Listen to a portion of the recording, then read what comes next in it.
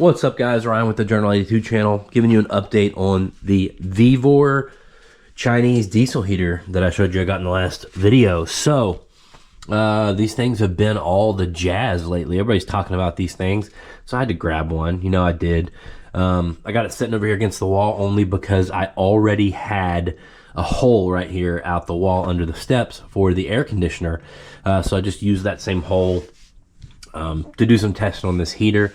I would like to mention that you have to be extremely careful because the exhaust on this heater does get extremely hot. I mean, I'm sure everybody thinks that's obvious, but it's even hotter than I expected for a heater this size for it to get. So got to be careful. I'm going to like triple wall that pipe just to make sure, because I have a history with wood stoves that scares the heck out of me anyway. So be really careful with that. But so far I haven't ran it without me being in here with it and keeping a close eye on it.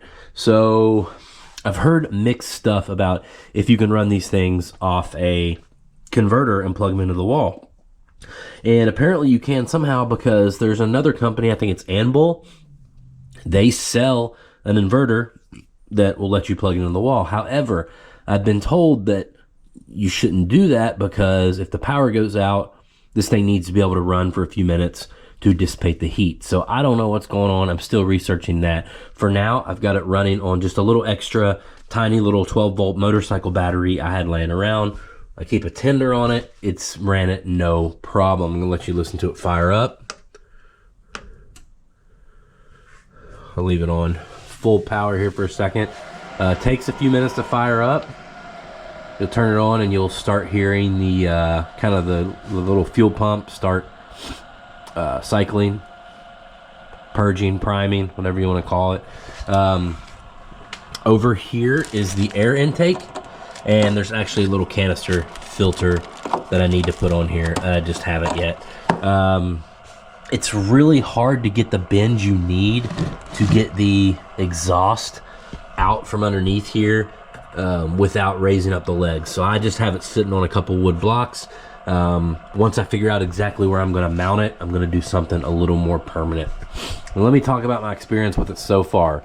That little screen right there, I see why everybody has a problem with it, because it's not intuitive. None of the little icons on it are user-friendly or make any sense to me. So far I've just hit the power button, and then these two arrows go up and down with the power meter. Now you hear it purging. It's starting to purge. What I like about it, it does put off a good bit of heat. Like when this thing's running on full power, you can't really comfortably hold your hand on the end of it, which is pretty surprising for what it is.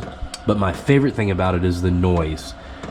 In the video, it sounds kind of loud, but it's not. It's probably a quarter as loud as my torpedo heater, which is what I normally run in here, which is great. But you can't hold a conversation while it's on. So you flip it on to get it warm. You flip it off so you can talk to the person you're with. Then it gets cold 5 minutes later and you flip it back on. You can see it's purging. The fan's starting to spool up. I'm getting more airflow out of here. It's not cold yet, but I dig it so far, guys. To be able to run this, and I mean, I can have a conversation right here, you know, anywhere over here. It's like you can't even, you can tell it's on, but it doesn't affect what you're doing. It doesn't bother you whatsoever. So I really like that.